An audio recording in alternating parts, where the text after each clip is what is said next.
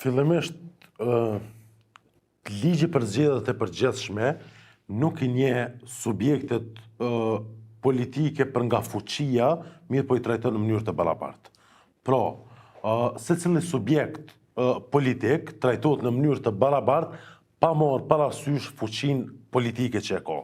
Dhe kjo është obligim ligjor, do thotë është I përcaktuar në ligjin për zgjedhjet e përgjithshme. Kur është miratuar ky ligj, do thotë si IKD, e kemi draftu rregulloren për obligimet e mediave gjatë fushatës zgjedhore, të cilën e ka miratuar Komisioni Pavarur I Mediave dhe kjo rregullore tash ka përcaktuar edhe mënyrën se si media duhet të sillen gjatë fushatës zgjedhore në mënyrë që të ofrojnë barazi për subjektet politike. Nuk e përmend specifikisht ndoshta çështjen e komunave, mirë po zbatimi I saj automatikisht çon edhe në barazi territoriale, gjeografike nëse mundem me thonë, që mos me u koncentru debati siç ka ndodhur në rastin konkret më së shumti në Prishtinë dhe mos me u koncentru vetëm tek partitë e mëdha. Tash, problematika në rastin konkret ka qenë se përkundër miratimit të kësaj rregullore, Komisioni Pavarur I Mediave ka qenë jo funksional për të vendosur. Ata sa e di kanë thënë se janë duke I monitoruar fushatat zgjedhore për të ndërmarrë veprime e tjera, mirë po nuk ka bërë funksional që të mund të marrë vendime. Në rregullore janë të detajuara edhe afatet kohore që vendimet të jenë të shpejta. Cila ka qenë logjika e kësaj? Ka qenë logjika që mos të kryhet fushata zgjedhore në atë mënyrë dhe më pastaj të merremi me ankesa, mirë po që ankesa të trajtohen në kohë reale për ta rregulluar sjelljen e mediave edhe gjatë fushatës zgjedhore. Për faktin se I trajton në mënyrë të barabartë subjektet politike, si ligji si rregulloria, do të thotë rregulloria është detajim I asaj çfarë thotë ligji thekson domosdoshmërinë e ofrimit të mundësive të njëjta,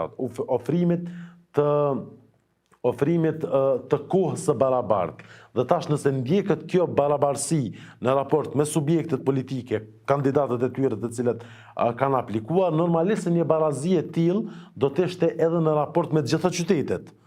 Dhe tash nuk do të ishte më çështje vetëm e vlerësimit të redaksisë, se çfarë do duhet të trajtonte, mirë po në kohën e zgjedhjeve media ka një rol krucial, do thotë është ura lidhëse e partive politike me qytetarin, votën e cilëve ata e synojnë dhe nuk është më çështje vetëm e redaksisë, sepse po e kuptojnë ndoshta debati për Prishtinën bëhet më I madh sepse ka shikime më shumë, ka ndoshta interes më shumë për shkak të numrit banorëve etj, po më pastaj kjo krijon pabarazi në mes të subjekteve politike. Aspekt tash, në disa raste mundemi me thonë që ka mundësi që partitë politike nuk munden me ju përgjigj gjitha mediave në të cilat ftohen, nuk kanë kapacitete për gjitha mediave, disa e shohin si strategji.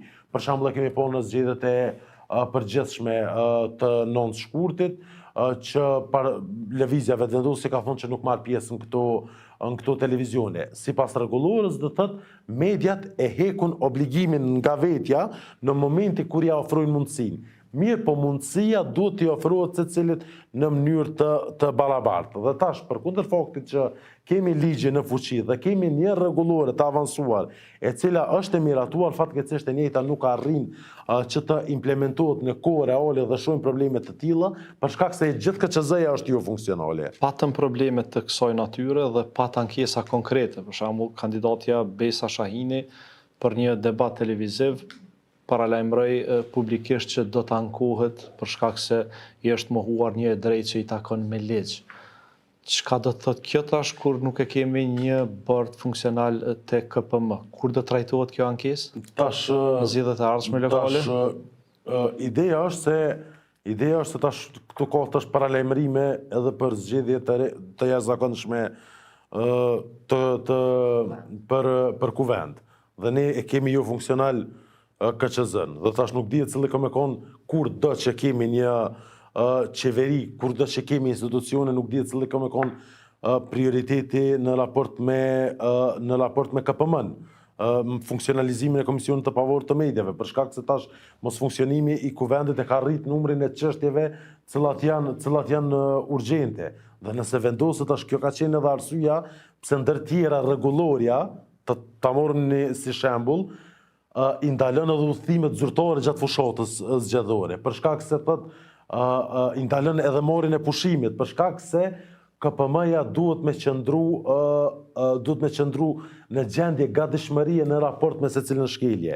Si kur ta kishim KPM-n aktive në rastin konkret, ajo do të vendoste brenda një afati shumë të shkurt edhe në raport me kandidatën Besa Shahini, për shkak se e pom një qosje hoptazit të pabarabartë, për shkak se e pom që nuk uftua në debatin për krye qytetin.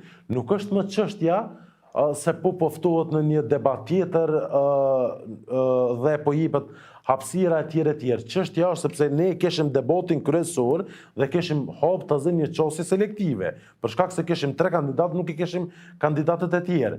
Dhe si për i theksoj, ligji nuk e nje ato mund të ato kanë dalë si 3 subjektet më të mëdha në kryeqytet, ka posur edhe pritje, edhe matje, edhe çështje të ndryshme, se ato do t'jenë mirë, po ligji nuk është i dizajnuar për t'i ofruar hapësirë dhe për ta favorizuar të fortin mirë, por për të ofruar garanci për gjitha subjektet politike, çfarë nuk ndodhi në rasti konkret. Dhe që definitivisht, fatkeqësisht, nëse pas disa muajve do të vendoset në raport me ankesën specifike të zënja Besa Shahini, definitivisht se nuk e ka më efektin e njëjtë siç do ta kishte gjatë fushatës zgjedhore, për shkak se përtej një vendimi specifik, kjo do të shërbente edhe si standard se si duhet të veprojnë mediat në rastet e tjera. Por fatkeqësisht mos funksionalizimi i KPM-s e pamundësoj edhe zbatimin në praktik të kësaj rregullore dhe